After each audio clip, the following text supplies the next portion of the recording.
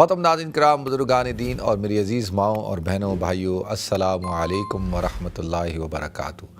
میں آپ کا میزبان عبدالوہاب آپ کو پروگرام گفتگو میں خوش آمدید کرتا ہوں۔ ناظرین، کیا ضرورت تھی؟ تو چلیں، انہوں نے پوچھا کہ قرآن پاک کی تلاوت کرنا فرض واجب ہے، سنت ہے، کیا ہے؟ پہلے تو اس کا جواب دے دوں کہ قرآن پاک کی تلاوت کرنا، قرآن پاک کو سیکھنا، قرآن پاک کو پڑھنا اتنا کہ جتنا نماز کے اندر پڑھا جاتا ہے نا، کیونکہ نماز پڑھنا فرض، نماز میں قرآن پاک کی تلاوت کرنا فرض، تو اتنا قرآن ہر مسلمان کو یاد کرنا اور حفظ کرنا، اس کو اتنا قرآن پڑھنا آتا ہو، یاد کیا ہوا ہو، جس سے اس کی نماز ہو جائے، یہ تو فرض ہے۔ باقی پورے قرآن کا پڑھنا فرض کفایہ ہے، اور علماء نے لکھا ہے کہ قرآن اللہ کی کتاب ہے، شاعر اللہ میں سے ہے، اور اسلامی احکام اور اسلامی جو قواعد اور ضوابط ہیں وہ قرآن کے اندر ہیں۔ تو اگر آپ کو قرآن پڑھنا نہیں آئے گا تو آپ اس سے کیسے رہنمائی حاصل کریں گے؟ تو کم سے کم فرض کفایہ مطلب کیا ہے کہ معاشرے کا ایک طبقہ اس کو بھرپور اس کو عبور حاصل ہو، اور وہ فرض کفایہ کے طور پر جو ہے سب کی رہنمائی کرے، تو یہ تو کم سے کم درجہ ہے۔ اگر پوری قوم چھوڑ دے، پورا علاقہ چھوڑ دے، کوئی بھی ایک قرآن پڑھنے والا نہ ہو، تو سب کے سب گناہ گار ہوں گے۔ تو اس حوالے سے قرآن پاک کا پڑھنا ضروری ہے، قرآن پاک کی تلاوت کا کرنا ضروری ہے۔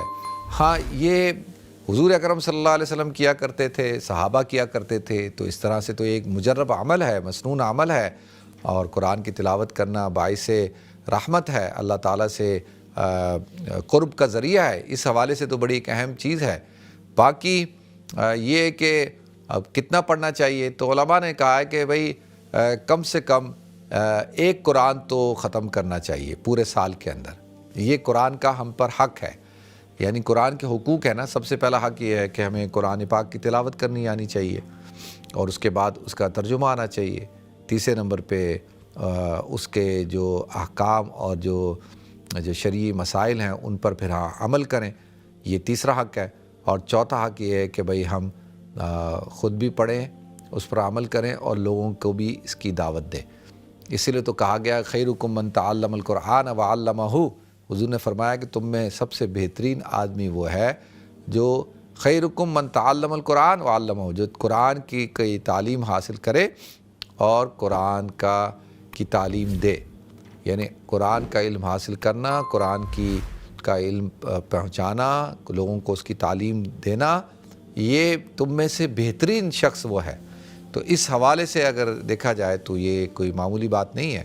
الحمدللہ ہم مسلمان ہیں، اللہ تعالیٰ کا ہم پر فضل ہے، اور اللہ تعالیٰ نے ہمیں ہماری کتاب اپنی اصل حالت میں قائم و دائم رکھی ہے، کسی بھی قسم کے تغیر و تبدل سے وہ پاک ہے، اور تحریف سے پاک ہے۔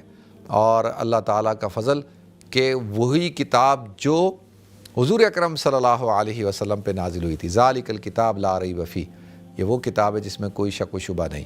تو اس حوالے سے تو بڑی ایک اہم کتاب ہے یہ، اور یقینی طور پر اللہ تعالیٰ نے اس کے اندر فلاح رکھی ہے، نجات رکھی ہے، اور اسی سے قومیں عروج پاتی ہیں، اور اسی کے ذریعے سے قومیں پھر زوال کا شکار بھی ہو جاتی ہیں جب اس کو چھوڑ دیتی ہے نا، جب اس پر عمل نہیں کرتی۔ تو اس حوالے سے یہ بڑی ایک اہم چیز ہے۔ اللہ تعالیٰ مجھے آپ کو ہم سب کو عمل کرنے کی توفیق عطا فرمائے۔ وآخر دعوانا الحمدللہ رب العالمین۔